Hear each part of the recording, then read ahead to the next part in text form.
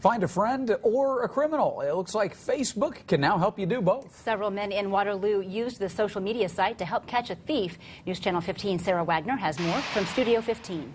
Well, it all started 2 weeks ago when a compound bow case and arrows were stolen from two neighbors. But the men decided to handle the case a little differently than most probably would.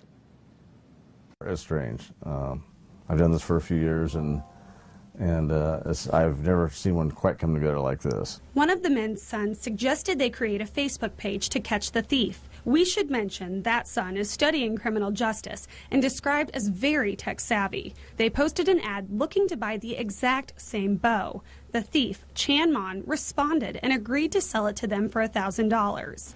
That's when the men got the Waterloo town marshal involved. He asked if I could be there. And I told him, I said, sure, I'll make arrangements and I'll find myself a location. We'll see what happens. The group met up at Waterloo Elementary. As Mon started to get the stolen items out of his car, the marshal came out and arrested him. I think it somewhat shocked the person here that was selling those items. And at that point, he told the victim, you could just have them. And that's when I came up behind him. He didn't have really anything to say. I think he was still a little bit stunned.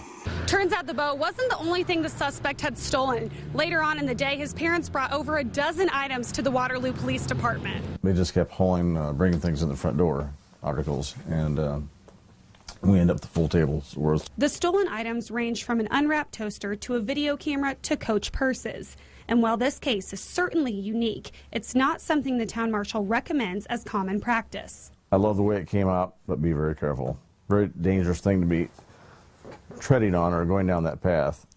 Please don't take this as an example of what to do. Not a good use for Facebook, I don't think. Mon has since bonded out of the DeKalb County Jail. The town marshal says he has several upcoming court dates for the thefts. In Studio 15, Sarah Wagner, News Channel 15.